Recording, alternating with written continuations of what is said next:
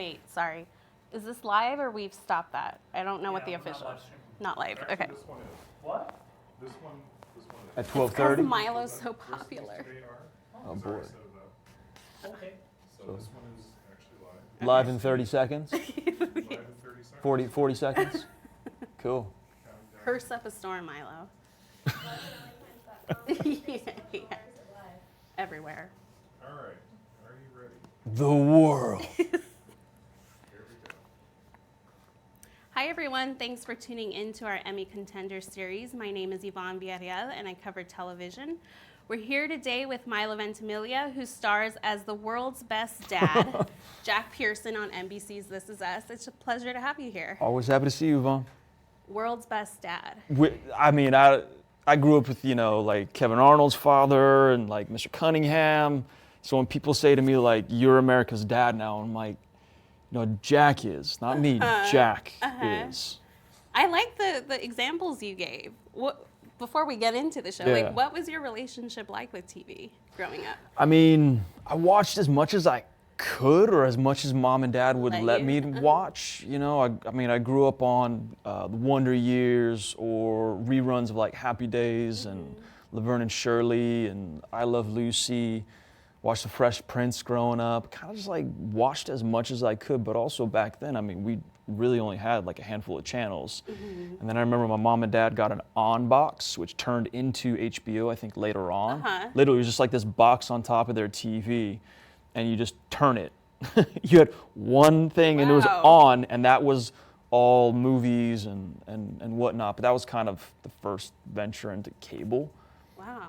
Yeah. Did your family have a video camera? Oh, totally, 100%. I've got tons of videos of me just, like metal-mouthed kid with a little bit of a speech impediment because I couldn't say Oakley Blade. Yeah, and Christmas time and, Have you converted them? Like everyone is trying to convert their like old like childhood videos now because Not sure. you should think about it. I know there are a lot of companies out there that you can send your Yeah. tapes in, but I'm kind of like, no, guys, don't send them. Like, I'm still pretty analog. I shoot film. I like old things, so I think I may just have to, I may have to like buy a VHS deck just to watch the old I love that. tape cassettes, yeah. I love that. What do you think Jack watches? I mean, we know he likes his sports, but what are the shows you think Jack watched back in the day? I wondered about Cheers, but then I thought maybe that's a trigger, so I don't know. Because it's in a bar? Yeah. I think Jack can appreciate people in a bar, even though he chooses not to drink. It's like, even having friends that have gone through programs nowadays that they don't drink, but they'll still sit around if somebody else is having a drink. Yeah. I don't know. Maybe he'd watch Cheers. Ted Danson's so great. So great. So great. Well, let's talk about season 3. Heading into it, was there a bit of relief having come out of the big mystery? Was it like, okay, I can breathe a little now? 100%. And of course, there are going to be new questions asked, but that big one, that paramount question that everybody needed to know, I was happy to be done with it. But I didn't really take into account how much it was really going to impact people. Was your phone blowing up that night, the Super Bowl night? No, not at all. Really? No, maybe like a couple close friends, but not many people. I think everybody knew what Jack was going to do, but I don't think when Jack came out of the fire, I think that was the big moment. Like, he made it. We've been duped. This isn't how he dies. So then when Rebecca's eating the candy bar and the doctor's like, your husband passed away, I think my friends that I was talking to had the same reaction that Rebecca had. Like, wait, what? Yeah. No. He had burns on his hands. He's fine. He's fine. And but then people couldn't believe it. And I still see comments online where people are saying they haven't watched that episode so because they don't. He's Elvis. He might be somewhere. That's a nice thought. I don't know. I feel like Jack would be bummed to be on his own, though. Jack just wants to be with his kids. He wants to be with his wife. He wants to be with his family. Yeah. That's what Jack wants, and that was Jack's happiness.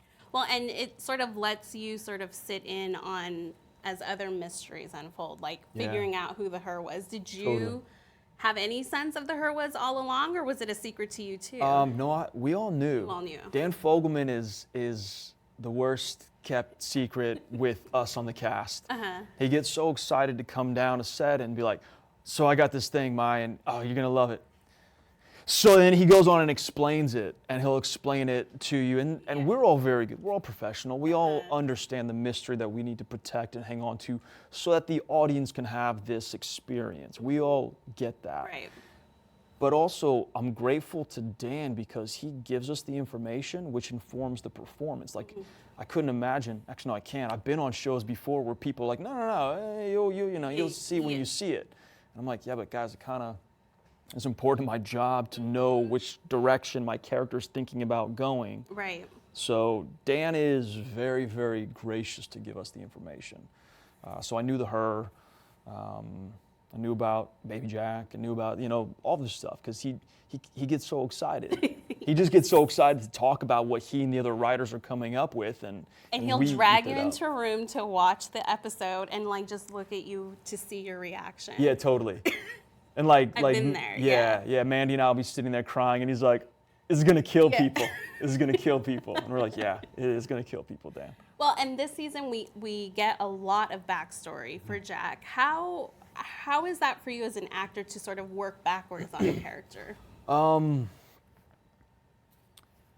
kind of have to make sure your compass is set north and understand where you've been, and knowing who Jack became, knowing Jack, I always break it down, beard Jack, mustache Jack, goatee Jack. Yeah. But knowing Jack in his 30s, his 40s, his 50s, for me, I always wanted to make sure that the decisions that he was making in his younger years all lined up for what he was doing in his later years.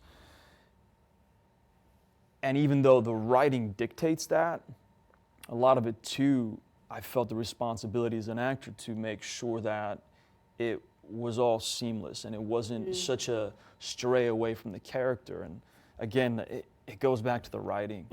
Our writers are phenomenal, and they're able to really thread the needle and allow us, the actors, this breathing script that we can embody these characters and make them real people. Shooting out of order, I've gotten really used to it. Mandy's gotten really used to it. I think we've all gotten pretty used to it. But for me, it's always, I know where Jack ends up. I know who he is through his life. How do I just back channel that and make sure that everything is in character? And so often you hear actors talk about, creating backstories for the character because sometimes they don't get to explore the backstory. And you get that opportunity, but I wonder, do you ever think of the what ifs with Jack? Like, what if what ifs beyond? Beyond, like his if death? he had lived. No. No. That for me is like, would Jess and Rory have gotten back together? Like, it didn't happen because the show ended and we all moved on to other jobs and shows.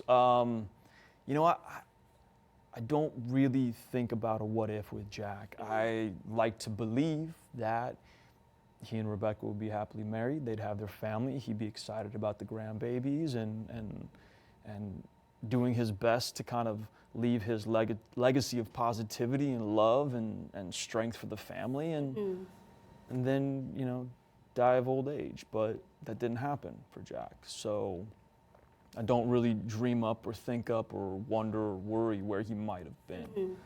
The one thing that I do think about is I hope he would have made right with his brother. So we'll get to that. Let me backtrack. Cool. So this season we get the Vietnam experience that was sort of hinted at. We saw bits and pieces of knowing that this was a part of his story. And you've known since the beginning that we would reach this point. Yeah. So was there sort of excitement about finally digging into this? Yeah, I mean, when the Vietnam stuff came up, I remember asking Dan, and I think Isaac and Elizabeth were there too. I said, do you guys think that Jack is a Vietnam vet? And they're like, I don't know, we're not, maybe. But I started thinking, well, he was born in 1944, right. He's of the age. I mean, in a way, I kind of feel like I'm playing a version of like my father's era of men, and I'm like, I think a majority of guys were in the Right. service, you know, whether drafted or enlisted or whatever. And so I just kind of plugged it into the back of my head and said, this is who Jack was. He did this. And so then when the stories came around and Dan and the writers said, hey, no, we're going to explore Vietnam, and this is a big part of Jack's early 20s, and kind of sends him on this path to get away from how he grew up and put him toward the family that he has with Rebecca, I was really excited. And then also to learn he has a brother, that was actually new to me. I didn't know the whole first season. Didn't know, I think, was it the first season that he popped up in the back seat? They're talking to themselves, was that second season? I think that It might was have been second season. I think it was second season too. Man, we get so confused. We shoot so many episodes now. It's just like, all what out of happens? order. I know, Yeah. I know. Yeah. I know it is all out of order. All out of order. Yeah, the voices, they're all talking at the same time.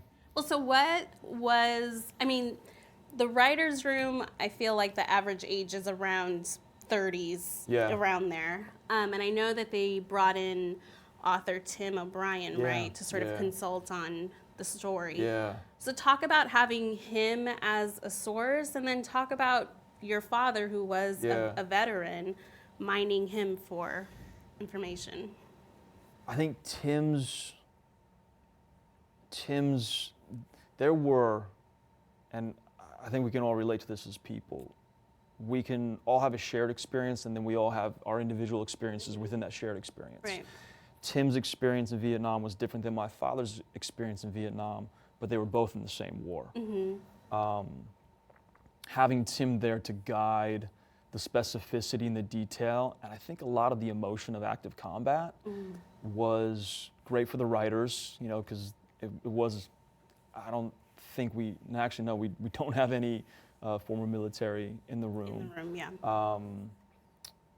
So to have him there to emotionally connect and understand what these young men and couple, you know, few women were going through in that war at that time in Vietnam was very valuable. You know, and my dad, like I've known all my dad's stories, and I know where my father keeps some of them closer in conversation than others, but also, like, you know, I'm never there to make anyone relive anything, especially something as horrible as war. I've got friends who were veterans or are veterans of the current conflicts, you know, OIF, OEF, you know, Iraq, Afghanistan, other parts of the world. And, Right. you know, I think a lot of these folks that are out in service to the country, I think, you know, they're just looking to get home to their families and kind of back to normalcy. So I think even though we were telling Jack's story, I was trying not to, you know, really pull from my father or really pull from Tim, but create and imagine what Jack was going through. Because he also is, he's a man of a certain era. You know, those guys that just, they don't talk about much. They keep things very close. They don't want to put the wall, the wall is up and the wall is stacked deep. The wall has barbed wire, and that's just the way it is.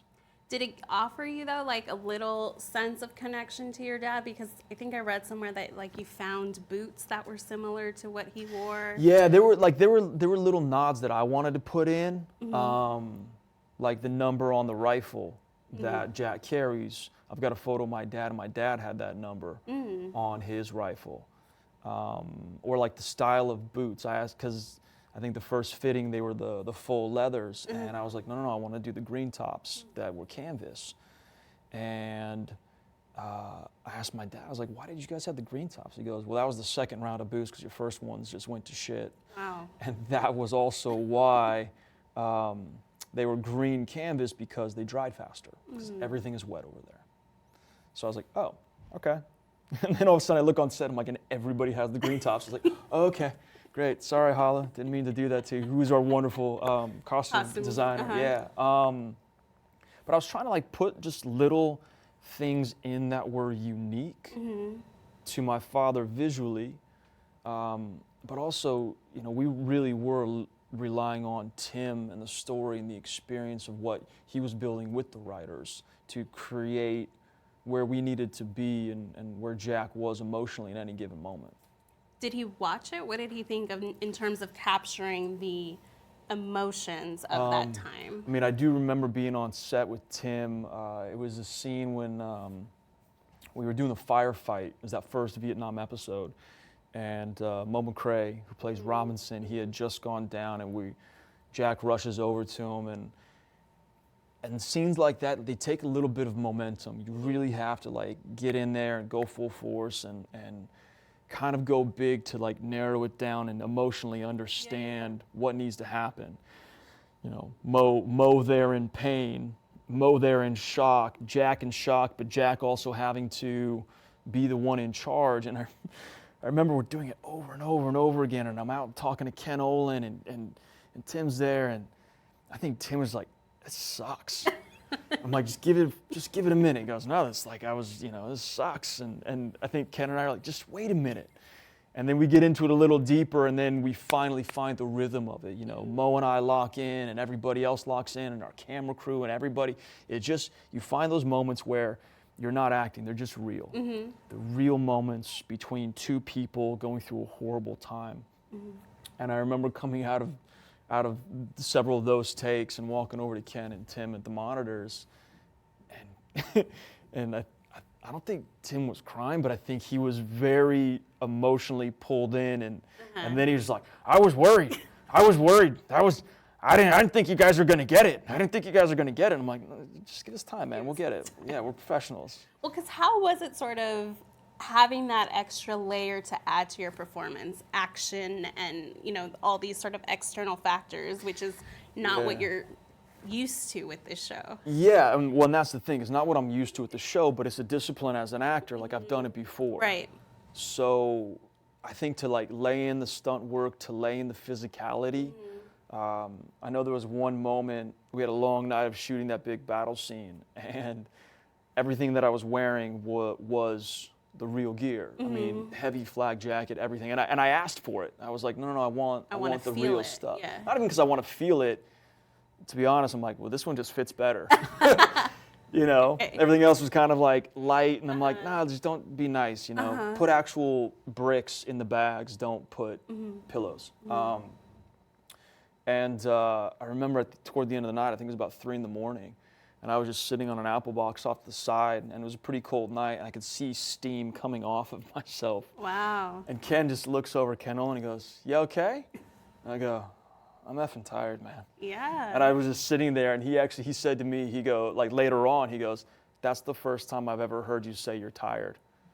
And he goes, and I think we wrapped up and came back another night and like shot more another night, but it was taxing. Yeah. It's taxing, because you want to nail those emotional beats. That's the most important. You want to make sure the experience is real for the character, for your scene partner, Right.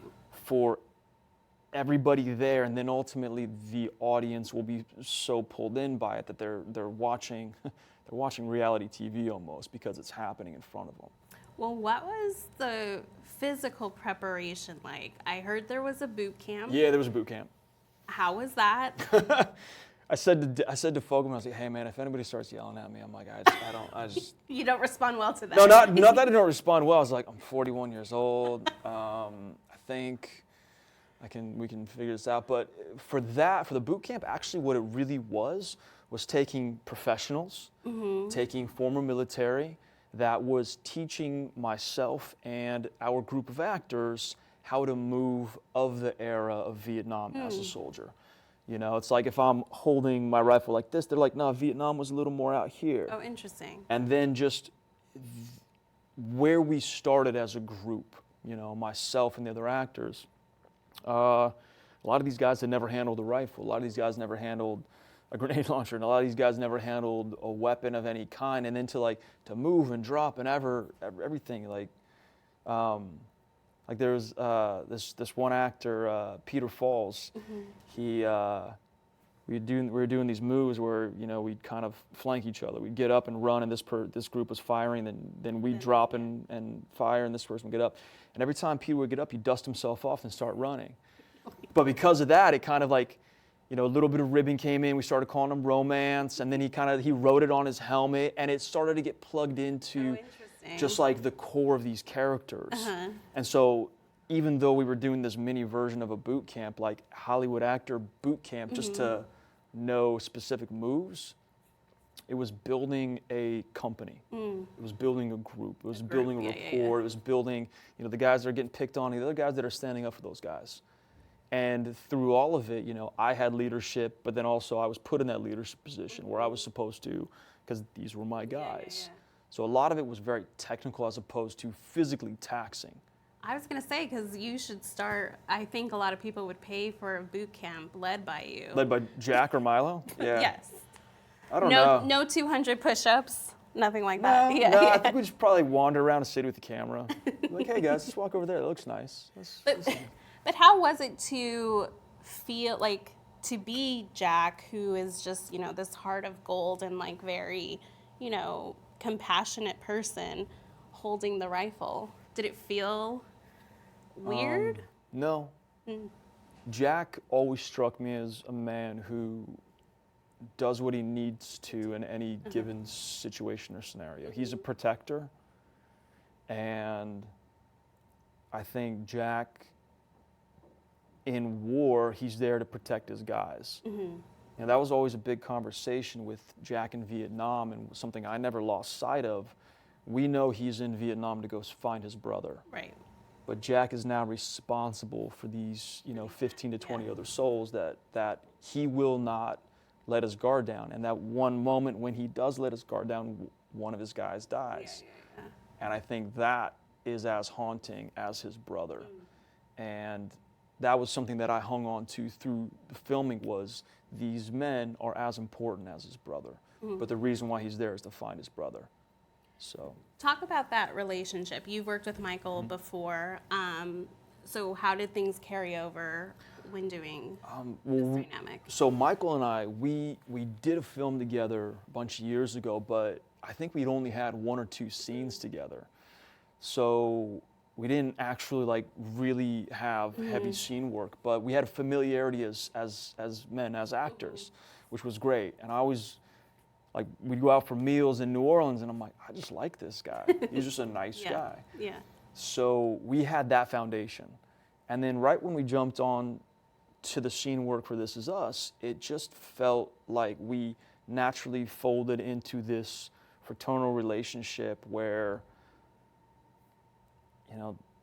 the younger brother had some problems and troubles and kind of relied on the older brother, but the older brother was very protective in a way that maybe was kind of suffocating his brother's ultimate growth as a man. So I'm not saying I suffocated Michael or any way. That guy, he's amazing. But Michael and I, we found this rhythm for these characters, and we shot pre-Vietnam, and then we shot post-Vietnam or Vietnam. And that was a nice run up because Michael had this, beautiful long hair and his beard and everything. And then he started losing weight and changing his appearance, and we got the haircut and everything, and we got to Vietnam. But we were able to build everything that was on screen. And I'm grateful that I had Michael there to share this experience of this side of Jack. Because I honestly believe that the Vietnam stuff, that was all Nikki's story. That was all Nikki's story, and Jack, it was just told through the lens of Jack. That was Nikki's story. Jack was the passenger on that one. Interesting. Yeah. And so you shot some of Vietnam in LA, but then you guys eventually shot in Vietnam, right? How was it to go out there? What was the preparation like? What was actually shooting there like? It was a lot of shots and vaccinations. Yes. But then, a lot of it was just, for me, I was very aware and maybe a little self-conscious of wearing an American uniform over there. There was a moment where we were filming in between these 2 lotus fields, like lotus patties. So they're basically look like lakes with flowers blooming on the side and these narrow paths to walk on. And we were waiting for the light to go down a little bit. And I was just standing there, full battle dress uniform, my rifle slung on my shoulder. I think I had my boonie hat on, my helmet was off. And this older gentleman was riding past on a bicycle. And as he was riding past, he kind of looked at me again, and said something to himself and kept riding. And Dustin the Wind, who was my co-star who played Bao, he starts laughing. And I go, Dustin, I'm like, well, what did he say? And I guess the guy went, an American soldier? What the hell is he doing here again? Wow. But I was really, really self-conscious because that was a pretty horrible conflict for, I mean, not only for America, but really, truly for the country of Vietnam and that region of the world. So I think for me it was play the story, but also just kind of keep myself as narrow of a presence as I could, understanding what the American force kind of represented in Vietnam. So, did you have much time? I mean, you like to photograph. Yeah. Did you have much time to explore in so that way? in my kit that Jack wears, You had cameras? I had cameras. I basically took, you know, all the padding and all the fake magazine rounds out, and I just put cameras in. So when the cameras weren't rolling, you know, I was just grabbing my cameras and photographing, and just that's what I do. Yeah. I'm always documenting. I love taking photos and sharing them with people, and just kind of doing that. So I did it on set a lot. And the way we were filming, we were staggering our shooting. So Justin and Melanie Leiber, they were filming one day, then I would film, then they would film, then I would film. So I didn't have time to really go off on my own. Even like my dad, where my dad was stationed was I think about 6 or 8 hours north of where we were by car. And I'm like, I wonder if I don't think I'll have time. And also the experience wouldn't be the same if I'm by myself. I'd rather be there with my father. With him, yeah. So I just stuck around, and the days I wasn't working, I was on set photographing, and then when I was on set, I was performing and also photographing. How, what did you make of how that whole experience sort of shaped Jack and the distance that it created between him and his brother? War is a horrible thing. War is a horrible, horrible, horrible thing. To know that Jack was trying his hardest just to pull his brother out and get him straight and get him home, I can see why Jack got to a point where he was just done. I understand that. Post-war, though, it feels like even though your brother was a part of this atrocity, it's like you've got to just, I don't know. That was hard for me to wrap my head around, because Yeah. I'm like, I feel like Jack would eventually come around. Eventually, or maybe not. We don't know. That's the thing. You know, you talk about the what ifs. Yeah. That was the one what if that really hangs in my mind was, would Jack have made right with his brother? Like, there's only been 2 moments that I've personally disagreed with Jack. One was how he didn't make right with his brother, and 2, how he handled Rebecca being out on tour. Those are the 2 things I'm like, Jack, come on. But of course, it's good drama, and it works. It is good drama. Yeah. We see the courtship between Jack and Rebecca in the beginning, which was lovely. What did you make when we eventually get to the end of the season and we see Rebecca in this state? Like, what was your reaction to? Oh, the scene, like older Rebecca, like old Rebecca. I mean, she had a nice long life. She looked to be, you know, kind of in her late 80s, 90s. I think it would have been nice if Jack were there longer. You know, older Rebecca breaks my heart. She just does. And what Mandy's able to do from the younger years to transform into this woman who's seen so much, I'm really always in awe of, because older Rebecca just crushes me. And not me as Jack, me as just like a human being, because she's been through so much and she has to carry that weight. She has to hold that for the family, like that big explosion at the hospital in the waiting room. You know, I was like, yeah, that's the strength of Rebecca. That's the woman who had to endure. That's the woman who had to keep her family together. You know, even when, you know, teenage Kevin is getting drunk and teenage Kate is just kind of like not really caring about herself or the family, and teenage Randall's even the same thing. He's like, Mom, where are you? What are you doing? Like, you said you were going to do this. And she has to like set him straight. I don't know. The strength of older Rebecca breaks my heart. So to see her even older, in bed, frail, but also I'm like, but her family is there. That's how it should be. That's how you want anybody to see the end of their life, hopefully, is with their loved ones around them. Do you know what happened to Miguel? Yeah. But you're not going to tell us, No. obviously. But you at least know what happened there. Yeah. Okay. Interesting. Yeah. Maybe I'll get you to tell me off camera. Okay. Yvonne, I don't think it's going to happen off camera. You know, actually, you know why? Because this is also the greatness of Dan Fogelman and our writers. They tell us something, and it's beautiful, and it's amazing, and we all get so excited to play that. But then by the time the scripts come out and we're on set, it's like they've dreamed up something even better than what they told us and greater. So it's like it's not even doesn't even make sense to say what the idea is now, because by the time we get to it, it's going to be even better. Be better. Yeah. So there's all this talk. I mean, this happened once we found out how Jack died too, but there's always this talk, and it happened again after this season because we got your backstory, that somehow your role will be diminished going forward. Can you like set the record straight here, please? Jack's not going anywhere. Jack is on the show. He will be there till the very end of the show.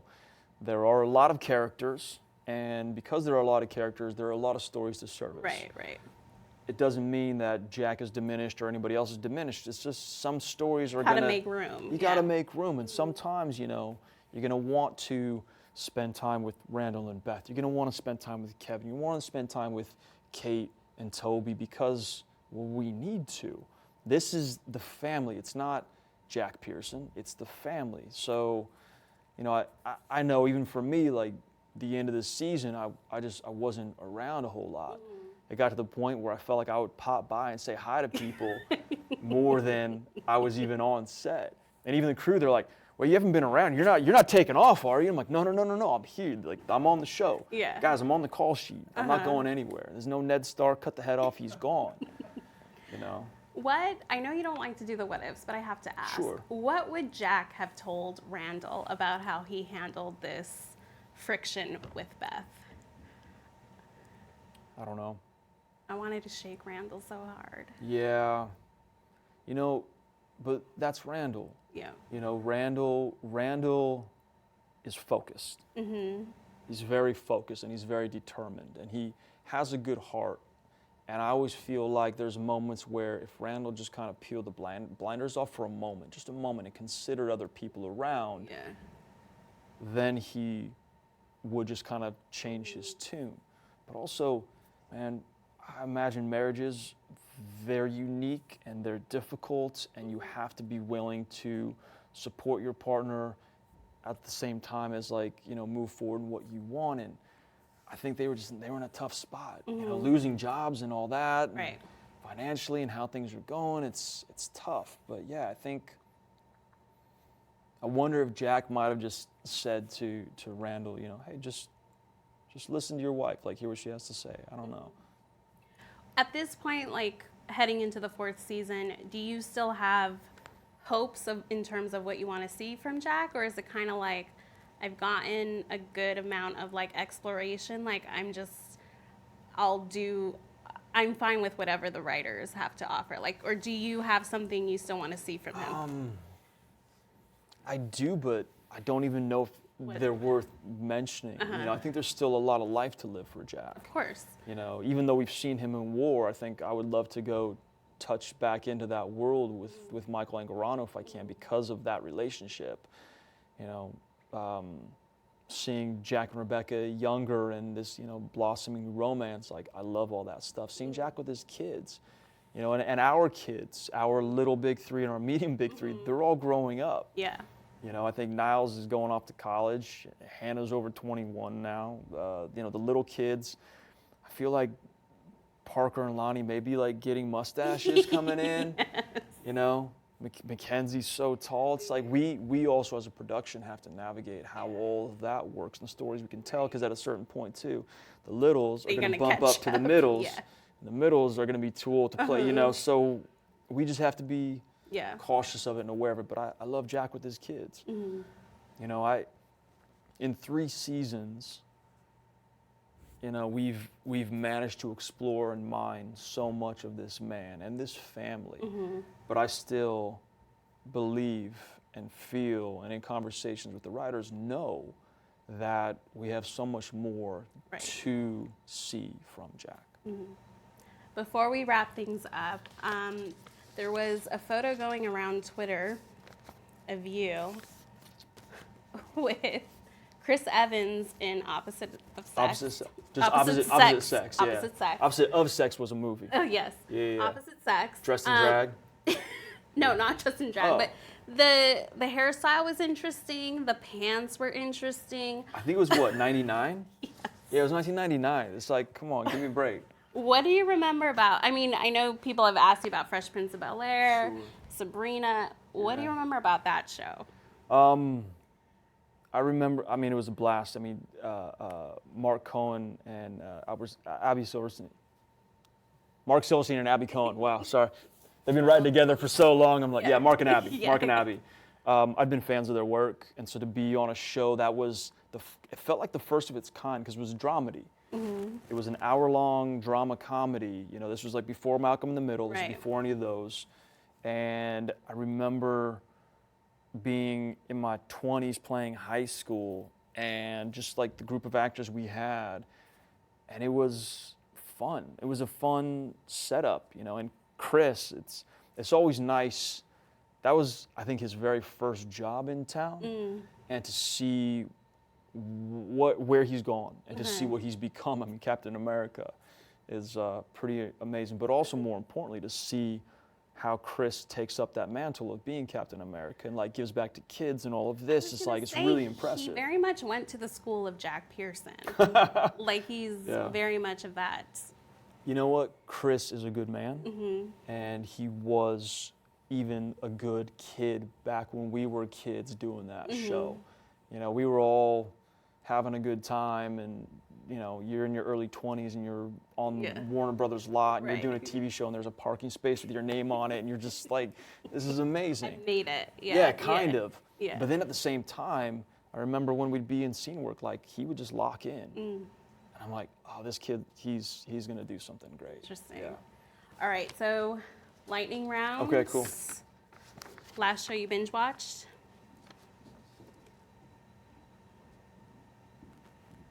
I don't do well with binge watching. I don't. I'm sorry. Do you watch Game of Thrones?